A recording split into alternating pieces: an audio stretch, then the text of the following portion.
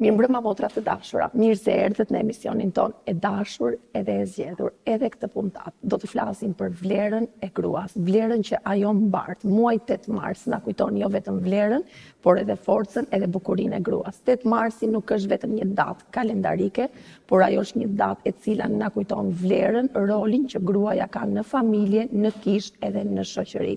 Sot në studion ton kemi një mysafire shumë të veçantë, drejtoreshën e organizatës Shpresë për Kosovën, e cila nëpërmjet një gjesti shumë simbolik, por edhe domethënës, po shpërndan lulen për 8 marsin në të gjithë Kosovën. Një lule që përfaqëson shpresën, përfaqëson vlerësimin dhe kujdesi. Në një kohë sfidash, ky projekt na kujton se çdo grua është e çmuar në sytë e Zotit dhe çdo grua ka një mision të veçantë që Perëndia e ka caktuar. Le të dëgjojmë sot historinë, zemrën dhe vizionin që fshihet pas kësaj nisme. Dhe atëherë dua t'ju prezantoj përpara jush drejtoreshën e organizatës Shpresë për Kosovën, Leonora Kurti. Leonora, mirë se ke ardhur. Përshëndetje Ina, faleminderit shumë për ftesën. Është kaq mirë me qenë bashkë me juve këtu në studio edhe me ndan zemrën time për sa i përket 8 marsit. Për ata që nuk të njohin, a mund të na tregoni diçka pak më shumë për veten tuaj? Jam Leonora Kurti, shërbej në kishën në Prishtinë, që quhet Bashkia e Popullit Zotit, edhe ka 43 vite që besoj në Zotin Jezus. Nëse do ta krahasoj me vitet e para kur je bërë besimtare, si ka ndryshuar Kosova? Mendoj që Kosova ka ndryshuar në faza të ndryshme, pavarësisht prej kohës të thotë nëse marrim edhe për besimin, por nëse flasim edhe si vend, ka ndryshuar në evolucione, po e quaj evolucion, apo në ndërtim të ndryshëm, për shkak se në kohën kur unë jam besimtare ne ishim në një regjim tjetër, do të thotë sa i përket çështjes së shtetit si shtet, mandej ne filloi lufta, filloi koha si refugjat, u kthyem, filloi koha e Ulmikut, pas kohës së Ulmikut filloi pavarësia, edhe ja ku jemi prapë sot, të thotë që Kosova ka ndryshuar me zhvillime ekonomike, por edhe në anën tjetër me rritjen e kishave, që është më e rëndësishme, edhe me nënshtimin e numrit të besimtarëve të rilindur të krishterë në Kosovë. Pra, nëse flasim për komunitetin e krishterë, është më e lehtë sot të flasësh për ungjillin? Mendoj që është shumë më e lehtë se sa në atë kohë, sepse sot njerëzit janë më të informuar edhe ka mundësi më shumë me pas qasje qoftë rrjetet sociale apo çfarë do qoftë nëse do diçka me u lumtu më shumë. Edhe nuk janë më të paditur ose krahasimet i bëjnë shumë më lehtë sot. Popullata po flasim pavarësisht prej cilës anë vinë apo kudo që të jemi që ndajmë ungjillin me ta, nuk është mos i termi panjohur edhe nëse i prezantohesh sikur protestant. E kuptoj. Ju drejtoni organizatën Shpresë për Kosovën. A mund ta flisni pak më shumë për organizatën? Faleminderit shumë. Në fakt, për mua është viti i 10 që unë shërbej me organizatën Shpresë për Kosovën. Qëllimi kryesor i Shpresë për Kosovën ka të bëjë me ungjillin, me ndarjen e lajmit mirë, me çdo person, me çdo shtëpi, në çdo qytet, në çdo lagje.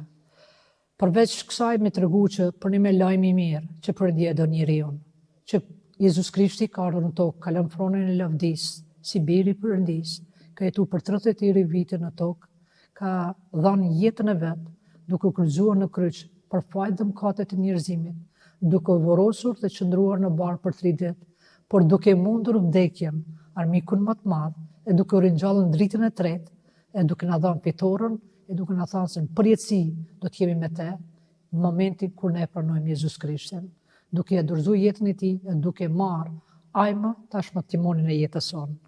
Edhe ne jetojmë normal me shpresën, edhe ky është mesazhi që ne përcjellim te çdo familje, te çdo person që takojmë.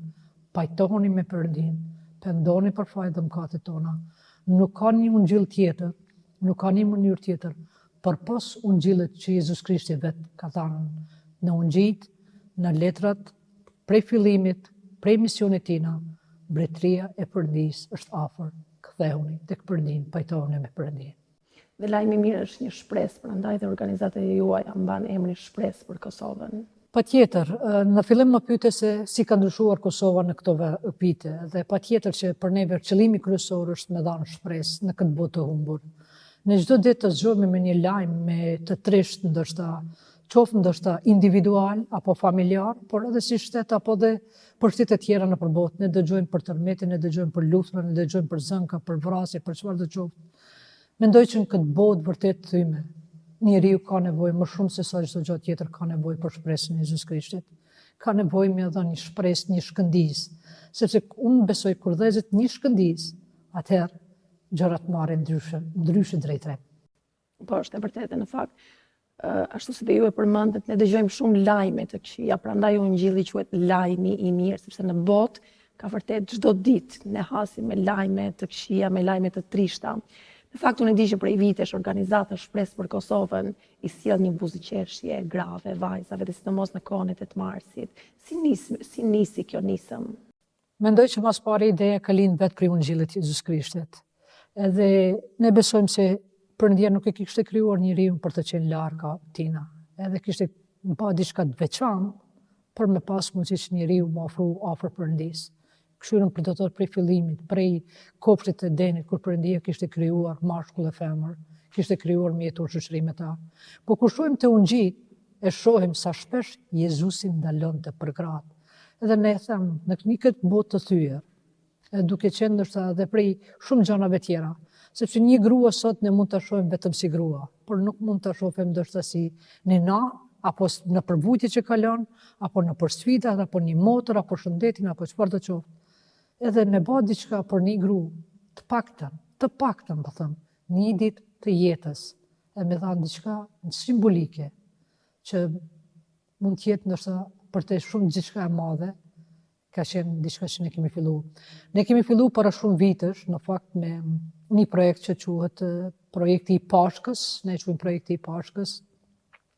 Edhe në kuadër të projektit Pashkës edhe kemi edhe projektin e 8 marsit, që fillon me 8 marsin, edhe fillon kryesisht me gruan, ku besoj që lindin shumë gjana, ku gruaja jep jetë, Zoti jep jetë mas pari, por edhe ajo lind një jetë. Kur gruaja lind një fëmijë dhe sjell një jetë, edhe kur ne japim një lule, kemi menduar për shumë gjana, kemi menduar është një lule, një mundësi e mirë.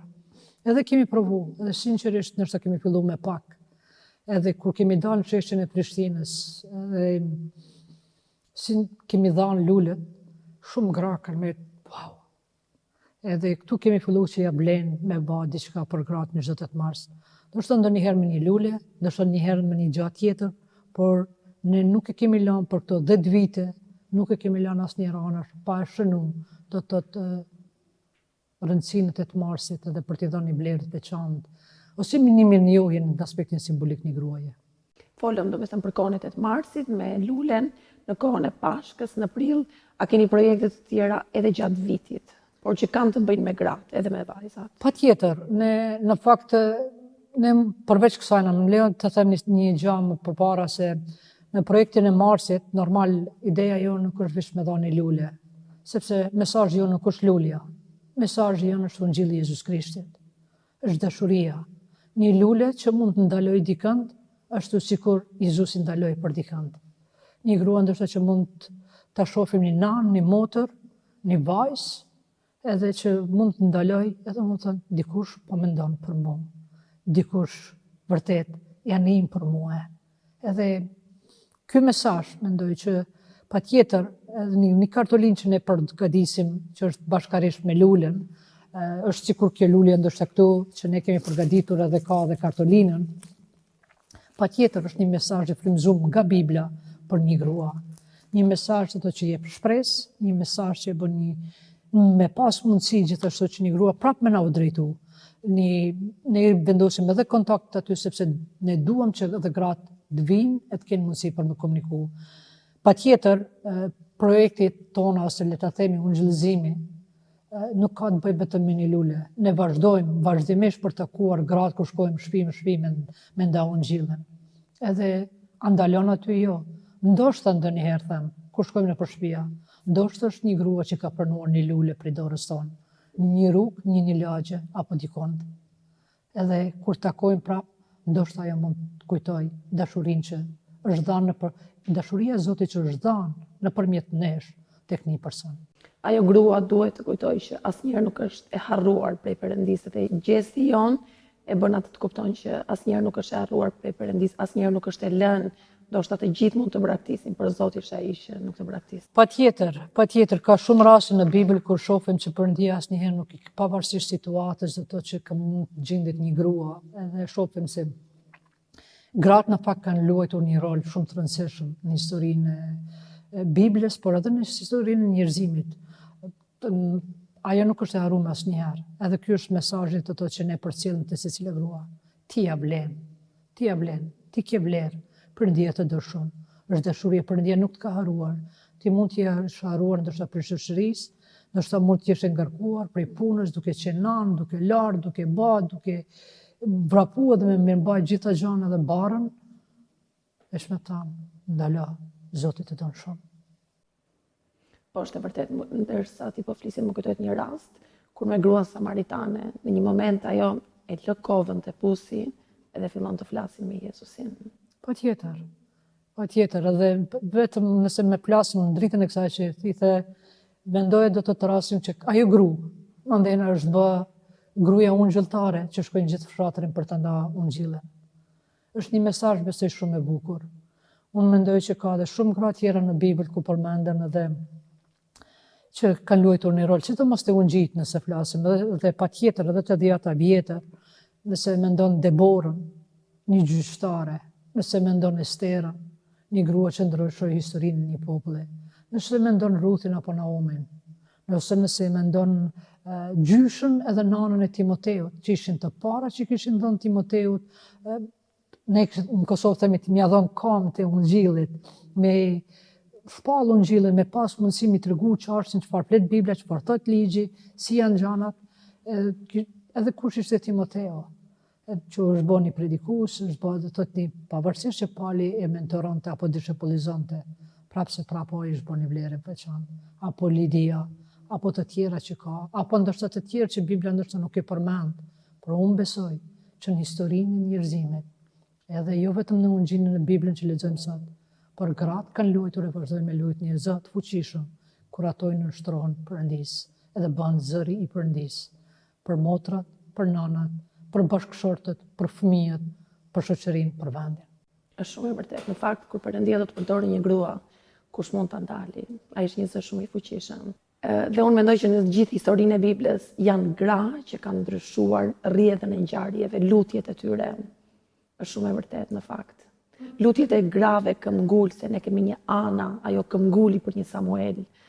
Ne kemi përsëri si ju e përmendët, gjyshja e Timoteut, nëna dhe i la një trashëgimi shumë të madhe Timoteut patjetër. Në fakt, kjo nisëm nga organizata Shpresë për Kosovën është bërë e përvitshme. Ka në një moment, duhet ketë shumë momente specifik që të ka prekur, kur dikujt i ketë një lule. Ndoshta ka kaq shumë, edhe vjen keq që nuk i kujtoj këto gra me emra, vjen keq, sepse ndonjëherë ndalojmë vetëm ndoshta për 1 minutë ose për 2. Por kujtoj fytyrat e tyre. Edhe ndërlot, kur gratë na kanë thënë, askush nuk më ka urusat. Askush. Unë përmenda rastin tash, ne shkojmë zakonisht për 8 mars, por nuk shkojmë vish për 8 mars. Ndonjëherë ne e bëjmë qëllimisht, i shpërndajmë me 9 ose me 10 mars. E duket pak e çuditshme. Sepse kur ne ndalojmë në rrugë edhe shkojmë dhe themi urime 9 marsin, ndalën, çfarë është 9 marsin? Me thonë, ti je veçantë çdo ditë, jo vetëm për 8 mars. Çdo ditë të jetës tënde ti je veçantë. Edhe ato ndjejnë vlerën edhe unë mund ta besoj, sepse jam vetë femër, edhe unë mund ta besoj se si mund të ndihet një gru kur dikush i thotë ti ke vlerë çdo ditë. Ti ke vlerë çdo ditë. Ne rritemi ndonjëherë në një shoqëri që mund të jetë ndoshta pak më patriarkale, le ta themi, ndoshta ndonjëherë duket sikur se vlera e gruas nuk është çmuar shumë ose është marrë në përkëmb, por në fakt ajo që më prek më shumti, përveç rasteve të shumta, grave të shumta që ne kemi takuar, edhe kur ne i japim që të tash kjo për mua, është kjo lule për mua, edhe me pa buzëqeshin si ndryshon, për mua është e veçantë. Por edhe në Bibël, kur shohim gjërat e ndryshme, që mund kujtohet të rasti i gruas që ishte me rrjedh gjaku, do të për 12 vite, kur ajo ndalon, edhe vetëm prek cepin, mendja e saj na mish me prek cepin, edhe Jezusi ndalon vetëm për te. Për mua kjo është mas e maneshme. Nëse Zoti ndalon për dikënd, a do të ndalojnë për dikë tjetër? Nëse Zoti Jezus e ka bë, edhe ka dhënë dashurinë, ka ndryshuar jetën e një personi. Një lule mund mos të ndryshoj, edhe unë uroj që lule mos me ndryshu, por uroj e lutëm që Ungjilli i Jezus Krishtit, që Perëndia e do shumë e ka një plan për jetën e çdo gruaje, uroj që me ndryshu jetën e një gruaje. Amen. E the shumë bukur në fakt që në mes të turmës, nëse paramendojmë sot është që në mes të vështirësive, planeve, jeta shumë e vrrullshme, ne ndonjëherë duhet të ndalojmë për një motër, ne duhet të ndalojmë për një mikesh, ne duhet të ndalojmë, teksa Jezusi ndaloi dhe të mendosh ishte një turmë e madhe dhe gruaja me fluks gjaku ndalon, Jezusi tha që dikush më preku. Edhe pati atë ndjeshmërinë që dikush e preku. Ne duhet kemi ndjeshmërinë si gra që dikush ka nevojë për ne, dikush po pret për ne. Absolut. Jam shumë e bekuar për organizatën tuaj. Edhe është vërtet një nisëm shumë e mirë. Faleminderit, lavdi të konë gjithë i Perëndis. Në fakt ne jemi vetëm vegla në durët e tij. Ne nuk mund të bëjmë shumë, por ne mundohemi të bëjmë pak, por me dashurinë e Jezus Krishtit. Sepse jemi apo e grupi që ne punojmë, asnjëra prej tyre nuk mund të më bëjë më shumë se sa dashuria e Jezus Krishtit. Cilin mesazh nga Bibla do t'ja përcjellje grave sot? Ka shumë ndoshta për më thënë, por unë uroj edhe lutem që çdo grua do të ndjejë që nuk është e haruar prej Zotit, që Perëndia shef edhe vujtjen, edhe pikëllimin, edhe gëzimin, edhe mundin, edhe sakrificën. Çfarë do që t'jetë? Mesazhi jam është për secilën grua që do të jetë një Deborë, që do të bëhet një Ester, që do të bëhet ndoshta gjyshi apo nana e Timoteut, që do të bëhet një Liria, që do të bëhet një grua që Perëndia ka plan për te, që do të shikojë Jezus Krishtin, do të jetë një grua që do të pranojë me qenë ndryshuar prej Perëndis, e do të jetë ndoshta si Marta apo si Maria në kohë të ndryshme, kur do të vinë, do të çajnë, do të ulen, do të shërbejnë. Sa e rëndësishme është për ju që ky si projekt mos të ngelet thjesht vetëm një ditor, edhe pse e përmande që ju bëni aktivitete gjatë gjithë vitit, por si është në dëshira jote që mos të ngelet thjesht një aktivitet, një ditor, shpërndarja e luleve. Më leo me thënë, ndërsa nuk e përmenda më herët, patjetër, e gjithë kjo nismë, kur më pyetën në fillim, patjetër nuk është vetëm që ne si organizat me bë vetë. Ne dojmë me përfshi kishën e Kosovës me qenë bashkëpunëtor. Ne besojmë në të që ara është e madhe, po punëtor ka pak. Edhe në këtë arë, ne dojmë me përfshi se cilën kishë. Edhe kur ne japim, do të këtë lule, le ta themi japim një kishe, edhe kisha merr përgjegjësinë për me shpërnda. Por edhe kontaktet, kisha do t'i ndjek, kisha lokale, apo kisha që është në mbjellje, apo kushdo në atë parë pjesë që është duke punu. Sepse nëse mbetet vetëm si një aktivitet i bukur për me shpërnda, ky nuk është qëllimi. Qëllimi jonë është vërtet, që kjo me qenë një inkurajim, që do nxit se cilin person që është i rilindur e që shpërnda një lule, që do të arrijë atë person, do të marrë kontaktit dhe do të ketë mundësi me taku më shpesh, me nda Ungjillin, edhe thjesht basi me ftu në kish dhe me pa rritjen e atij personi. Pra unë mendoj që organizata Shpresë për Kosovën është ka ato degëzimet e saj. Ju shpërndani lule në për kishat e Kosovës e Kosovës e shpërndajnë lule të gratë. Është shumë e rëndësishme pasaj që ne të ruajmë marrëdhëniet, të ruajmë kontaktet, edhe të shikojmë nevojat e grave. Ju është shtisht, domethënë ato degëzimet që mund të keni, është shumë e vërtetë. Absolut, edhe njëherë po e potencoj që patjetër për neve bashkëpunimi me kishat është shumë i rëndësishëm. Ne mund ta bëjmë vetë, por ky nuk është qëllimi. Sepse ne dojmë të jemi të unifikuar sa i përket çështjes, ne jemi këtu për të shërbyer kishës së Kosovës. Edhe si organizatë Shpresë për Kosovën vërtet ne dojmë me qenë që gjitha kishat me përfitu prej gjërave që ne kemi. Pra po them, lulja është vetëm një nismë, por Ungjilli duhet të jetë i vazhdueshëm.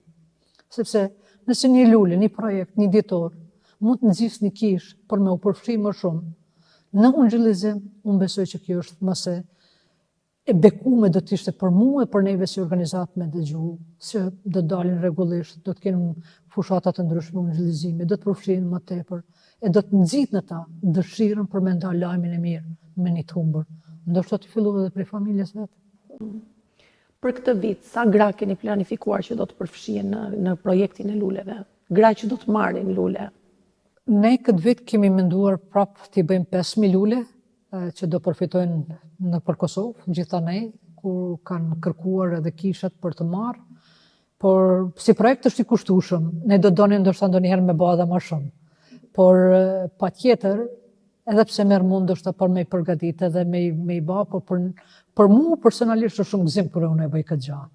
Por këtë vit do të jenë të bekuar ato 5.000 gra që do të pranojnë kudo që të janë një lule prej nesh.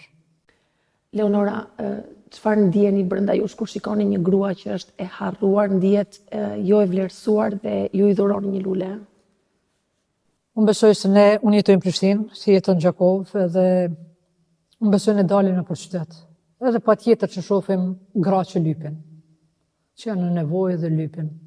Edhe tendenca jeme si person është me shku të një grup pikërisht që është e lanën, e harruar. Edhe sinqerisht unë kam pa kaq shumë, përmenda më herët, ndoshta unë përmenda veç një grua apo disa. Por kur ne shkojmë te këto gratë, ato mbesin pak të habitura, sepse janë të përjashtuar, janë në nevojë për diçka tjetër, për diçka materiale, por një lule është e çuditshme çfarë mund të më bë në fytyrën e një gruaje. Mleo ta përmend këtë që ndoshta ne japim një personi ndoshta që është i harruar. Por kur jemi në turmë dhe jemi duke shpërndarë në qytet, do thotë në atë par pikun e ditës kur ka shumë. Dhe vetëm para mendo për shembull ke një fytyrë ndoshta që mund të më shku me miliona mendime në kokën e një personi qysh me zgjedh këtë, ku me zgjedh këtë problem, ose ku me siguru bukën sot, ose çka pa me bë për drek, ose ka me la këta, ka me bë këta. Mendoj që ka shumë pyetje në jetën e një gruaje, edhe mbasi mund të jetë ngarkuar në mendimet e saj, e ne ndalojmë, themi, më fal, kjo lule është për ty.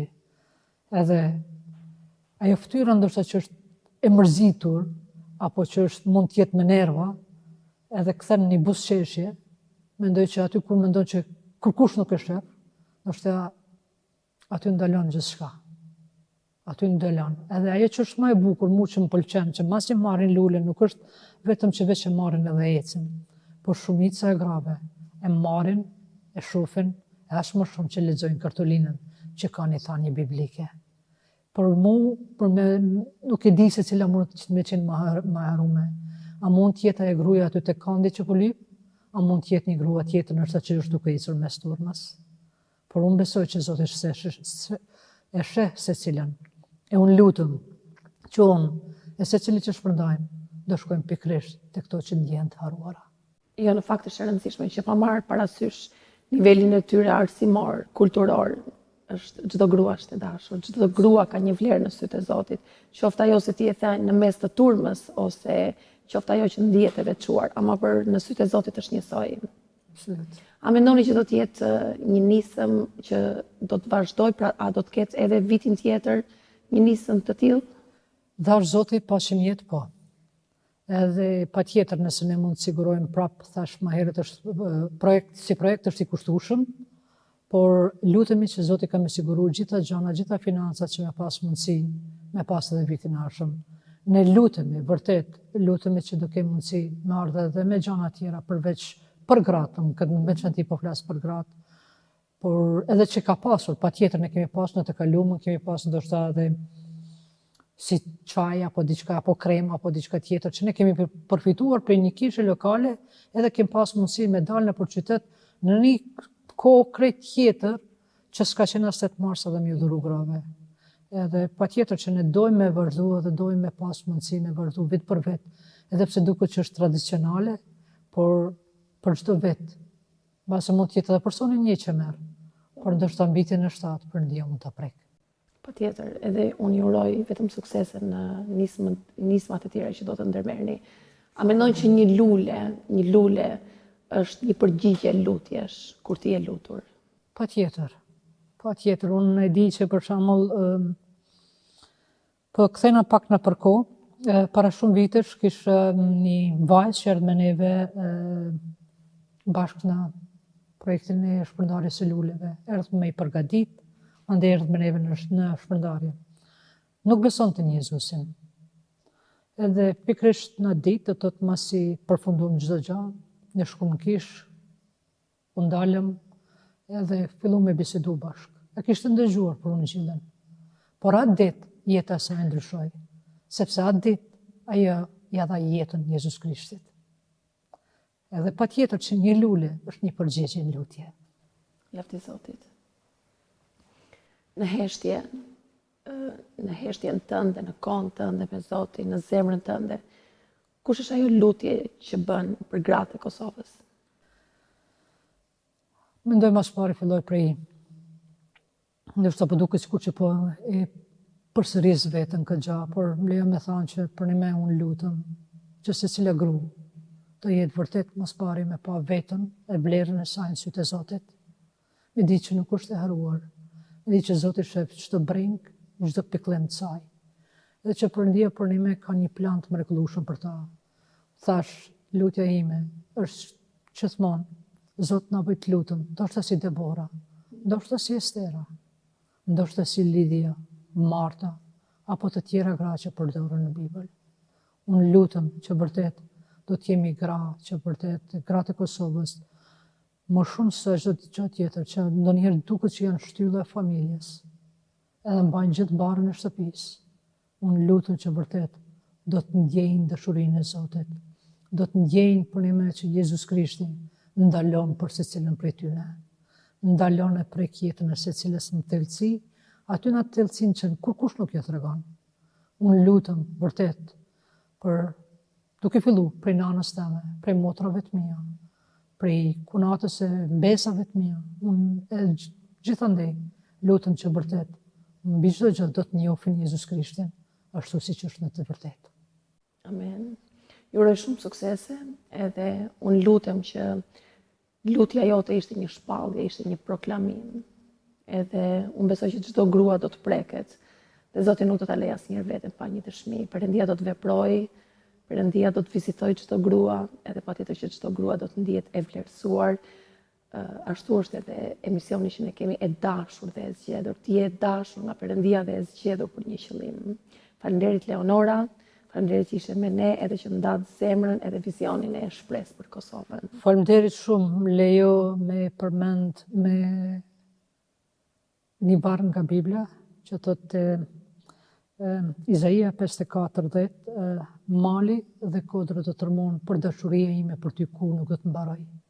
Dhe njëherë faleminderit shumë për ftesën, ishte kënaqësi me qenë sonte në emisionin e juaj.